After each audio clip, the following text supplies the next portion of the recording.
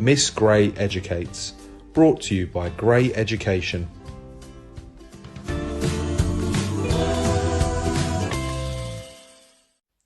The Empress Egg by Martin Jenkins.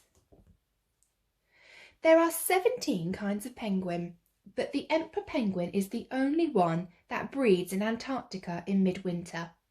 The adults arrive at their breeding areas, often as far as 200 kilometres from the open sea, in late autumn. A few weeks later, the female lays her single egg and returns to the sea, leaving the male to keep the egg warm until it hatches a couple of months later. At first, the male and female take turns to look after the chick, but soon it is big enough to be left while both parents go fishing for its food in the sea.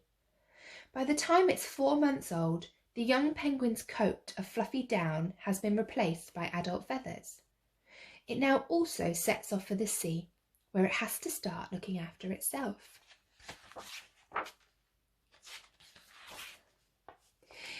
Down at the very bottom of the world, there's a huge island that's almost completely covered in snow and ice.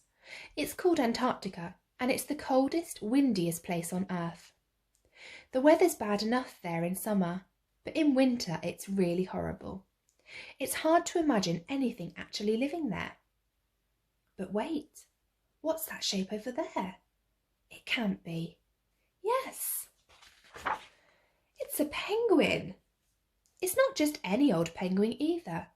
It's a male emperor penguin, the biggest penguin in the world, and he's doing a very important job. He's looking after his egg. Male emperor penguins are about 1.3 metres tall. The females are a little smaller.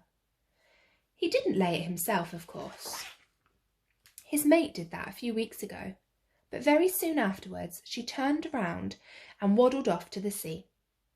That's where female emperor penguins spend most of the winter, swimming about, getting as fat as they can, eating as much as they can, and generally having a very nice time, as far as you can tell. Emperor penguins mainly eat fish, squid, and tiny shrimp-like animals called krill. Which leaves the father penguin stuck on the ice with his egg. Now, the most important thing about egg sitting is stopping your egg from getting cold. Inside the egg, a penguin chick is starting to grow. If the egg gets cold, the chick will die. That means it has to be kept off the ice and out of the wind.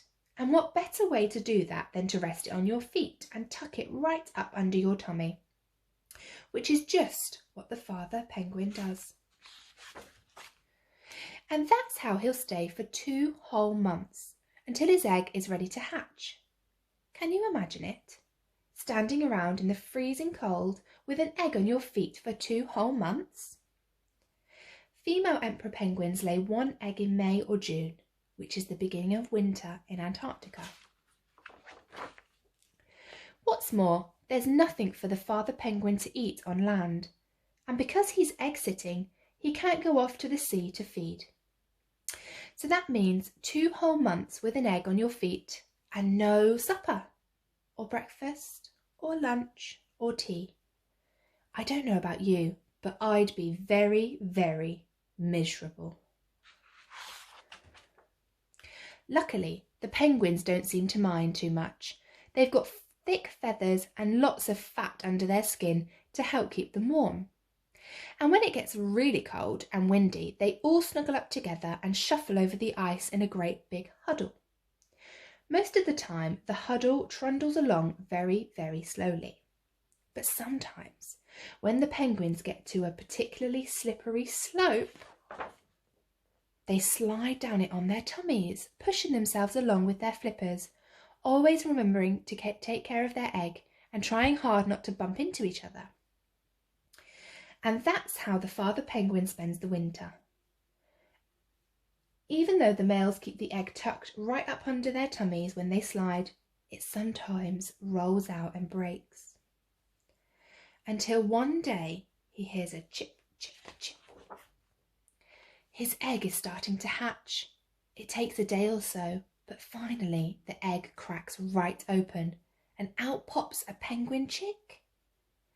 Now the father penguin has 2 jobs to do. He has to keep the chick warm, and he has to feed it.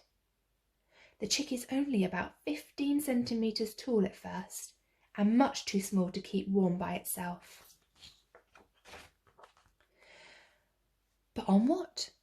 The chick is too small to be taken off to the sea to catch food, and it can't be left behind on the ice.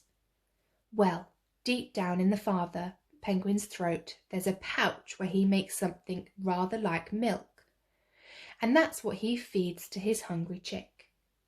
The father penguin can only make enough milky stuff to feed his chick for a couple of weeks, but just as he's about to run out, a dot appears on the horizon.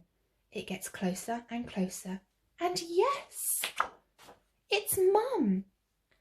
She starts trumpeting, hello, and the father penguin starts trumpeting, hello, and the chick whistles. The racket goes on for hours, and it really does sound as if they're incredibly pleased to see each other. Every adult penguin has its own special call, like a fingerprint. Chicks have their own special whistle too. As soon as things have calmed down, the mother penguin is sick, right into her chick's mouth. Yuck, you may think. Yum, thinks the chick, and it gobbles the lot down. It's the mother's turn to look after the chick now, while the father sets off to sea for a well-earned meal of his own. About time too.